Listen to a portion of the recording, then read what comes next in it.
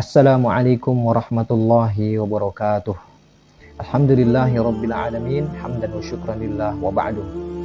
Asabiyah atau fanatisme kelompok adalah salah satu ciri khas dari sekian banyak ciri khas orang-orang musyrik di zaman Nabi Muhammad SAW yang Allah Subhanahu wa Ta'ala ceritakan di dalam Al-Quran. Jadi musyrikin zaman dahulu itu, di antara ciri khas mereka yaitu ada dua yang paling menonjol. Yang pertama, suka membangga-banggakan kelompoknya. Yang kedua, fanatisme terhadap kelompok. Hal ini diceritakan oleh Allah Subhanahu wa Ta'ala di dalam Al-Quran. A'udzubillahi minasyaitonirrajim. Bismillahirrahmanirrahim.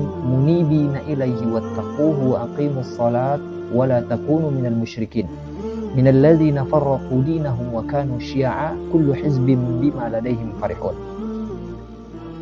Munibina ilaihi wattaquhu wa aqimus salah. Kembalilah kepada Allah dan bertakwalah kepadanya. Wa aqimus salah, dan dirikanlah salat. Wala takunu minal musyrikin. Di sini poin, wala takunu minal musyrikin. Dan janganlah kamu menjadi bagian dari orang-orang musyrik.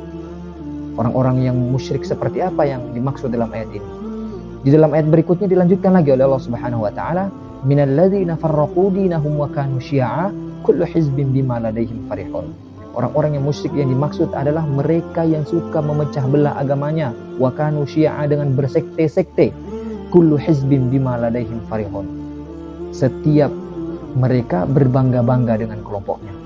Mereka memecah belah agamanya, bersekte-sekte, sekte A, B, C, dan seterusnya. Kemudian berbangga-bangga dengan kelompok. Suka berbangga-bangga dengan kelompok. Inilah ciri khas orang-orang musyrik di zaman dulu. Nah, hari ini, fakta inilah yang sekarang diwarisi orang-orang muslim. Saya tidak mengatakan orang muslim itu musyrik, tapi fakta inilah yang diwarisi oleh sebagian saudara-saudara muslim kita, yaitu suka berbangga-bangga dengan kelompok serta fanatik dengan kelompoknya. Merasa bahwa kelompoknya lah yang paling benar, merasa bahwa kelompoknya lah yang paling ahlu sunnah wal jamaah, merasa kelompoknya lah yang dakwahnya paling afdol, merasa bahwa kelompoknya lah yang ilmunya paling sampai kepada Nabi, merasa bahwa kelompoknya lah yang ibadahnya paling sesuai dengan contoh Nabi, merasa bahwa kelompoknya lah yang dakwahnya paling diterima oleh Allah, dan seterusnya dan seterusnya. Tidak sadar dia bahwa dia sedang mewarisi sifat orang-orang musyrik di zaman Nabi Muhammad SAW terdahulu. Suka berbangga-bangga dengan kelompok. Padahal Rasulullah SAW bersabda, al-mu'minu lil mu'mini kal bunyan yashuddu ba'duhum ba'dha. Mukmin satu dengan mukmin lainnya itu laksana sebuah bangunan. Yashuddu ba'duhum ba'dha, yang saling menguatkan antara satu dengan yang lainnya. Bukan saling mengklaim kebenaran dan saling menjatuhkan antara satu dengan yang lainnya, tetapi saling menguatkan antara satu dengan yang lainnya. Seharusnya hadirnya berbagai macam organisasi dan kelompok ini saling menguatkan antara satu dengan yang lainnya, bukan saling mengklaim siapa yang paling benar dan siapa yang paling berhak untuk memegang kunci surga. Itulah yang terjadi hari ini. Karena sifat arogansi kelompok inilah lahir manusia-manusia yang fanatik terhadap kelompoknya. Kemudian tidak mampu lagi untuk melihat perbedaan yang ada. Bahkan tidak jarang di antara mereka yang melakukan kekerasan verbal, kekerasan fisik, persekusi, intimidasi. Bahkan ada di antara mereka yang sampai melakukan pembunuhan, penumpahan darah kepada sesama muslim, hanya karena perbedaan sudut pandang antar lintas kelompok atau lintas ormas.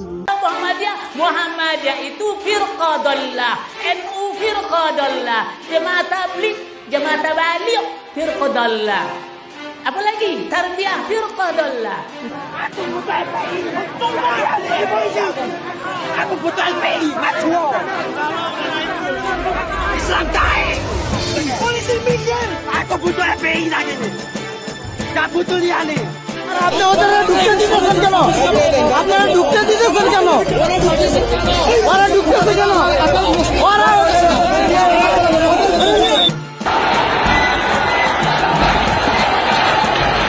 Makanya di Islam sebenarnya di syariat Islam yang kayak begini nasihatin, peringatkan, bubar. Kenapa? Kalian mengganggu ketertiban dan maslahat umum. Masih nggak bubar, bubar, perintahkan lagi. Masih nggak mau, bubar, perintahkan lagi. Nggak mau 3 kali, tumpahin darahnya, tumpahin darahnya. Maka bila ada yang mengatakan bahwa intoleran dan radikal itu lahir dari kelompok tertentu, maka di sini saya akan menjawab bahwa setiap kelompok dan ormas berpotensi untuk melahirkan manusia-manusia yang radikal. Mungkin saudara bertanya, mengapa bisa? Tentu saja intoleran dan radikal itu lahir dari manusia yang fanatik kelompok dan miskin wawasan. Akhirnya Dia tidak mampu melihat sebuah perbedaan meskipun itu sifatnya ijtihadiyah atau khilafiyah. Dia tidak mampu untuk berlapang dada terhadap hal itu. Maka keluarlah kata-kata kasar, persekusi, intimidasi, bahkan penghalalan darah antar sesama muslim. Semua itu terjadi karena fanatisme kelompok dan miskin wawasan. Maka marilah kita bijaksana, berlapang dada terhadap perbedaan yang ada, karena kita masih memiliki ribuan bahkan jutaan persamaan dan hanya beberapa perbedaan. Seharusnya kita bersatu, tak perlu saling menyesatkan dan saling mengklaim kebenaran antara satu dengan yang lainnya, karena kita sama-sama belum memiliki tempat yang jelas di akhirat sana. Sekian dari saya. Assalamualaikum warahmatullahi wabarakatuh.